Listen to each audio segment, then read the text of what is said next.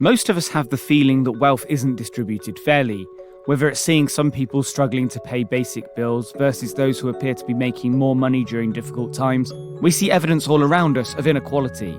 But rather than basing this on a feeling, there is plenty of data that backs this theory up. We're looking at wealth inequality in the US, starting with proven trends.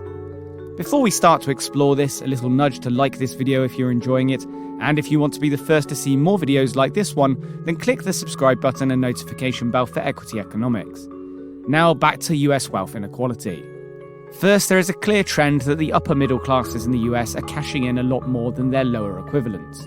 The share of US adults who live in middle-income households has decreased from 61% at the start of the 70s to 51% at the end of the 2010s. The trend has been very steady throughout these decades but shows a clear decrease, whereas upper-tier incomes have gone from 14% to 20%, and lower-tiered incomes have also increased by 4%. What this shows is that the middle classes are being redistributed as either high earners or those struggling. Essentially, this means that the wealth gap is widening. Another thing that shows this is the rate at which top earners have been earning more. This might not be a surprise, but there is data that backs this up.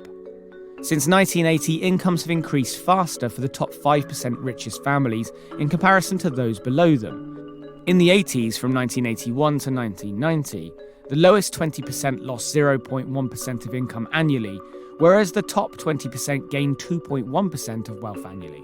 If you look at the top 5%, it's even greater still, with their income increasing by 3.2% annually in the same time period.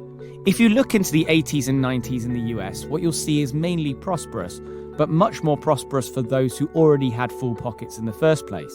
The median wealth of middle-income families went up by 42%. The net worth of lower-income families increased even more, with a 67% increase from $12,300 in 1983 to $20,600 in 2001.